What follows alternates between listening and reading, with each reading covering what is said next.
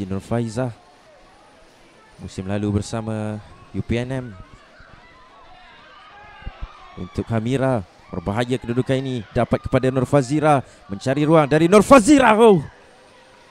Hampir sekali lagi menghasilkan sesuatu untuk UiTM. Satu template run yang saya boleh katakan sedikit kesilapan yang berjaya untuk dibaca. Fazira tidak menunggu lama, melepaskan satu rembatan kaki kanan yang hampir menewaskan penjaga gol. Pemain ini tidak boleh diberikan ruang, Ruzaidi.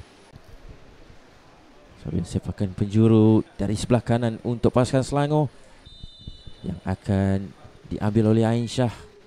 Mereka mendapatkan jaringan di perlawanan terdahulu menerusi kedudukan seperti ini. Aisyah, satu hantaran baik, masih lagi dalam kawasan bahaya. Dan kembali semula untuk Aisyah, acahan baik dan memilih untuk terus mencuba. Ujian kepada Nur Aisyah yang melakukan acahan masuk ke tengah dan kaki kirinya terus mendapatkan penjaga gol. Satu tepisan penting daripada Syazwani untuk menggagalkan usaha daripada Nur Aisyah.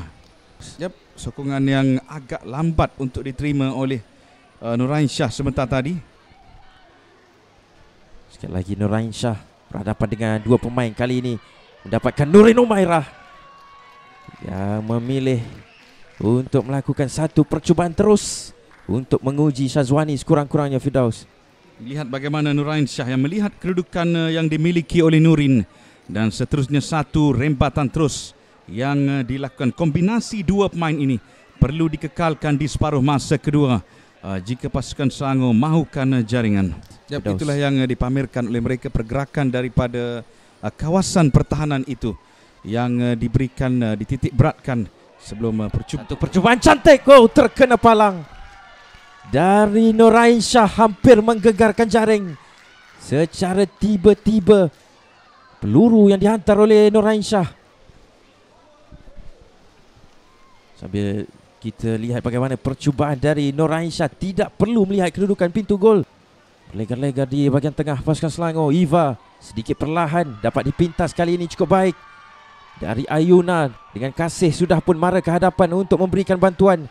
Masih lagi Ayuna memilih untuk terus mencuba. Satu percubaan yang cukup memukau sebenarnya, Firdaus, hampir menggegarkan jaring. Sebelum peluang itu kemudiannya cuba untuk ditukar menjadi milik UiTM dengan Ayuna yang perlu lebih tenang, saya kira, pada kedudukan itu.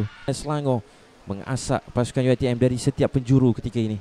Di separuh masa kedua ini saya pasti UiTM tergamam seketika melihat bertali arus apa yang dipamerkan oleh pasukan. Kesilapan dilakukan oleh anak Ikuang untuk disudahkan oleh UiTM. Cantik. Sekali lagi Nurfazira yang menjadi watak cukup penting untuk UiTM menghasilkan jaringan pertama, membuka tirai jaringan di arena MBFC. Kita memperkatakan bagaimana Selangor dengan asakan menyiasatkan, namun sedikit kesilapan di bahagian pertahanan terus diterjemahkan dengan cukup baik oleh dua pemain pasukan UiTM di bahagian serangan mereka. Kesilapan daripada pertahanan yang sebenarnya tidak boleh dilakukan berhadapan dengan pemain ini. Khalidah mendapatkan Fazira dan seterusnya jaringan pertama yang berjaya dihasilkan dalam pada kita menceritakan Selangor yang memulakan separuh masa kedua dengan cukup berkualiti, dengan impak yang diberikan, dan ini peluang keemasan untuk UiTM. Nurfazira untuk UiTM, 5 pemain membina binting dari Nurfazira, namun hanya singgah di sisi jaring. Dengan sekiranya percubaan itu sekurang-kurangnya menepati sasaran, saya kira akan memberikan masalah untuk Nur Hashimah. Bola yang naik dan turun, namun tidaklah tepat ke arah untuk memberi bahaya. Hanya singgah di tepi, di bahagian sisi, dibiarkan saja oleh Hashimah. Nur Aisyah yang akan memikul tanggungjawab ini. Yang menarik untuk kita memperlihatkan apakah satu percubaan terus atau hantaran yang akan dicari oleh Nur Aisyah. Namun rakan-rakan yang lain perlu lebih efektif. Anis Farhana, Nurin, Natasha Turgasini berada di dalam kotak penalti. Satu lantunan dan masuk.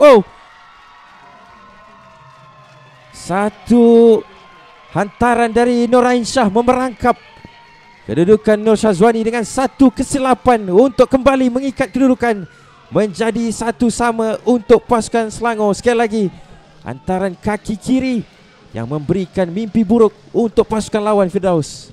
Kaki kiri ini sebentar tadi menggegar palang.